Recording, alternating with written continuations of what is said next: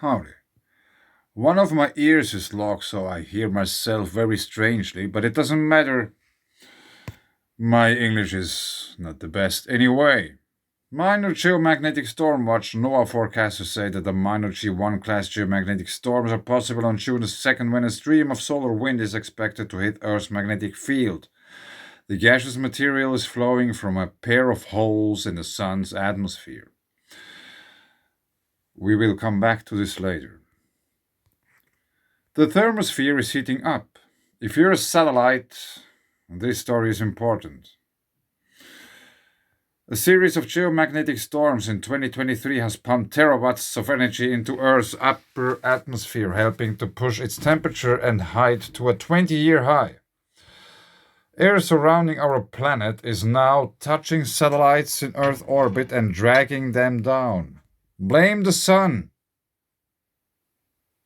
Yeah. It's probably not your car or CO2 emissions, says Martin Mulnchak of NASA Langley. Increasing solar activity is heating the top of the atmosphere. The extra heat has no effect on weather or climate at Earth's surface. Maybe it does. But it's a big deal for satellites in low Earth orbit. Yeah, imagine the auroras touching the ground. But anyway, Mlinchak is an expert on the temperatures up there. For 20 years, he has been using the SABRE instrument of NASA's timed satellite to monitor infrared emissions from the thermosphere, the uppermost layer of the atmosphere. Yeah, there's just a magnetosphere still. But anyway, right now we're seeing some of the highest readings in the mission's 21 and a half years history, he says. The thermosphere is exquisitely sensitive to solar activity. Yeah, probably because, or like that's why it's called like that. Readily absorbing energy from solar flares and geomagnetic storms. These storms have been coming hard and fast with the recent rise of solar cycle 25. There have been 5 significant geomagnetic storms in calendar year 2023. Yes, and we have still a way to go until this year is over. So it seems to be really ramping up there. That resulted in marked increases in the amount of infrared radiation heat in Earth's thermosphere, says Milinchak. They peaked on January 15th, February 16th. Yeah, let's read the readings. January 15th, 0.59 terawatts. February 16th, 0.62 terawatts. February 27th, 0.78 terawatts. March 24th, 1.04 terawatts. And April 24th, 1.02 terawatts. So obviously the last one was a little bit decreasing.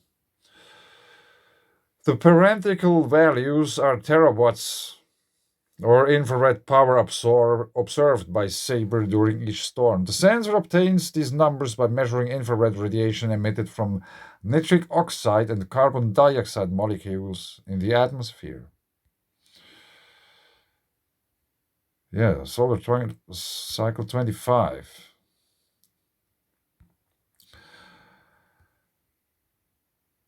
Above, NASA's daily thermosphere climate index tracks thermal energy in Earth's upper atmosphere. So far, solar cycle 25 is far ahead of solar cycle 24.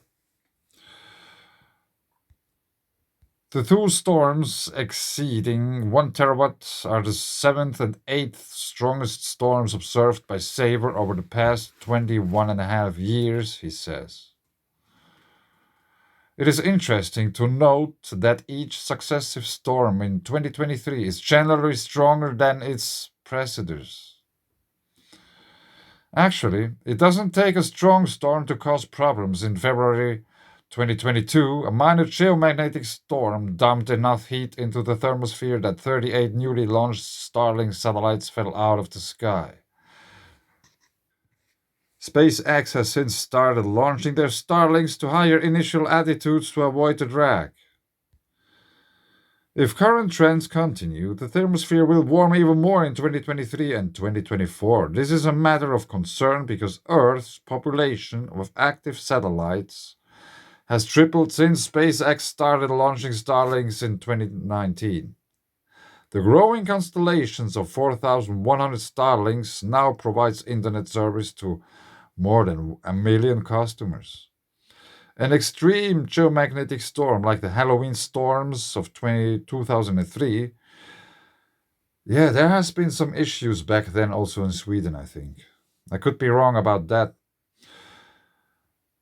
Could shift the positions of these satellites by many tens of kilometers, increasing the risks of collisions and causing some of the lowest ones to deorbit. Stay tuned as the warming continues. Now let's go back quickly to this part of the article. Actually, it doesn't take a strong storm to cause problems. And now let's go to the beginning of that whole thing. Or actually, before that. Minor geomagnetic storm watch.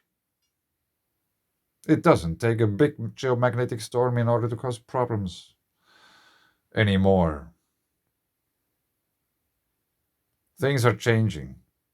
Earth's magnetic field gets weaker and it's changing. So, I just wanted to bring this forth because I thought that's very interesting. And it seems that the atmosphere starts to warm up from above and not from below. In a way, it's coming from the outside and not from the surface where we are and those who drive big SUVs and cow farts and these kinds of things. There aren't probably many cows up there in the thermosphere.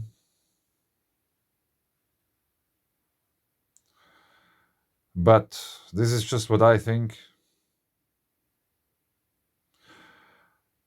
Yeah, I really hope my ear opens up once because it sounds really strange. Thank you. Bye.